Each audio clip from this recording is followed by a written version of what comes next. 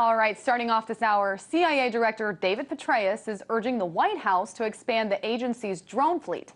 Petraeus said that the expansion will allow the CIA to carry on with its mission in Pakistan, Yemen, and possibly in North Africa. And the CIA isn't the only one asking for more unmanned aerial vehicles. In the next decade, defense spending on known medium and large-sized drones will be nearly $40 billion. The Pentagon is planning to increase its inventory by 35%. So let's compare the drone fleet that we have now versus the one that we have planned for the future. As far as electronic warfare and reconnaissance drones, the U.S. has 536 operational UAVs and is planning to buy another 145. When it comes to light attack and reconnaissance drones, 255 of those are operational and another 586 has 791 operational drones right now and is planning to buy another 732. Now, it is important to note that these are only air-based drones. So to talk about whether or not these military machines are really necessary, Lieutenant Colonel Anthony Schaefer joins me now. He's the Director of External Communications for the Center of Advanced Defense Studies. Hi there, Tony. Thank you so much for joining the program. Thank you for having me on. Good to be on. Thanks. Thank you. All right, let's start off by asking about why the CIA needs these drones in the first place. Well, they don't. I think this is one of those areas where I would consider it mission creep. One of the things that happened, and let's be very clear, drones go back to the 1950s. The U.S. Air Force used them for any number of purposes since then. They've become much more sophisticated over the past 10 years. One of the things CIA was doing back in the late 90s, early 2000s, was using drones for reconnaissance, a very legitimate mission. However, it's redundant, and this is where we need to be careful about who's doing what regarding military operations overseas. Special Operations Command and the military also have a fleet of drones. So the question becomes, why do you need two fleets? And is the CIA's, essentially, as you pointed out in your introduction, ramping up to be a paramilitary organization? Is that in our interests? I would argue no. During World War II, we had something called OSS, Office of Strategic Services. It did both the intelligence collection mission, it did special operations mission.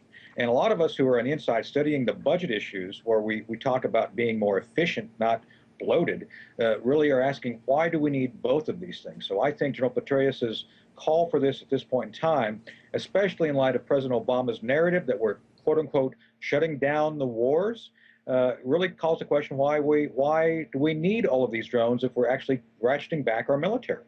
And Tony, piggybacking off of just what you just said there, in the past 10 years, we've really seen a blur between, between military operations and the CIA. Now, the CIA was supposed to be solely an intelligence gathering service, and now they're conducting these operations. So can you talk a little bit about this shift and also whether or not it is here to stay? Right. Well, the CIA has always had something in its responsibility called covert action. Covert action is something you do clandestinely, but the results are overt. You can see the results. This has been part of their DNA from day one. I'm not saying that they shouldn't do that. What I'm saying is you need to use that capability on a limited basis, focused solely on strategic issues. Arguably, the military, the Department of Defense, does things to defend our nation. And when it comes to this sort of thing, DOD has always had the capability to do what we call black operations, which is different by definition only sometimes than covert action. And this is one of those things that we have to have a smarter Congress, smarter White House, determine what is needed and then ask Congress to fund that rather than allow everybody this indefinite expansion of capabilities. And that's what we see here, kind of this, hey, we think this is a good idea, let's fund it, without regard to what is the actual threat? What are we actually trying to build capability to defend ourselves against? And again, this is why we have to take a step back and say, do we really need all of this at a time that we have difficult challenges regarding budget? I mean, we're about to go through sequestration, for goodness sake. Is this the best use of our limited defense resources? And Tony, I also think it's important to note that General Petraeus was in charge of the Afghanistan and Iraq operations up until a little bit more than a year ago. Now, he had a vast arsenal of drones in his pocket back then, and now he has only about 30 to 35, according to the CIA reports. So, I mean, I have to ask you, is this an example of a tried and true policy being pushed through the back door? Absolutely, and what I've said this right here on RT, and I've said this on other networks. What you see is the present administration, the Obama White House, becoming over-reliant on drones. One of the things about this, these drones are part of the kill capture program. Well, what we've forgotten is the capture part of the program.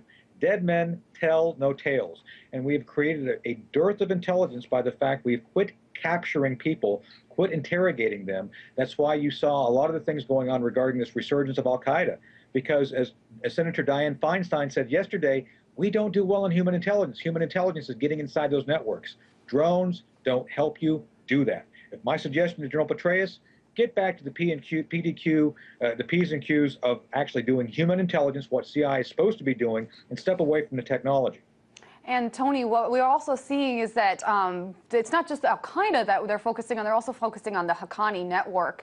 Can you talk a little bit about the difference between maybe the people that the CIA is focusing on with its drones and the people and organizations that the drones with the military are focusing on, or are they in fact one and the same? Well, the real truth here is that you have both organizations looking at key leadership, what we call high-value targets. When I was there in 0304, we had a list, CIA had a list, a lot of those guys were one and the same. There's tiers on that list, and that's where you divide up theoretically who you're going after, who DOD goes after, who CIA goes after. With that said, there's a lot of overlap. There's tons of overlap.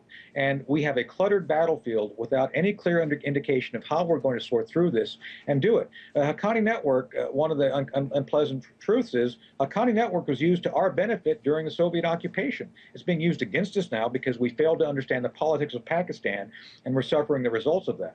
Again, good human intelligence would help solve this. Using drones to kill mid-level leaders is not helping us. It's creating the next generation of leaders who are more committed to the death and destruction of the United States and our allies, much more than the ones we were dealing with before. So I don't see the drone program as a path to victory in the current application. And Tony, like you said, we are losing a vast database of knowledge every single time that we destroy different compounds. We lose the possibility of being able to stop future attacks by not being able to gather that information. But I do want to switch the conversation just a little bit to Libya. Now, the New York Times reportedly tracked down and interviewed one of the ringleaders behind the September 11th Benghazi attack. Meanwhile, President Obama is saying that the U.S. is still sorting through the information. Now, given Libya's shaky situation, I mean, what are the chances that this man and others potentially responsible for this attack will be held accountable for their actions? And I mean, what is taking so long? Two things. First, this administration wanted to slow roll this.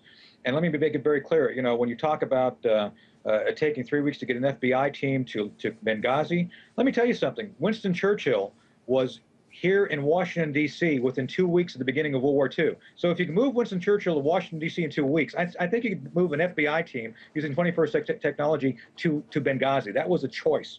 With that said, I think there's a lot of things here the administration doesn't want to come out. That's why you see a slow roll here.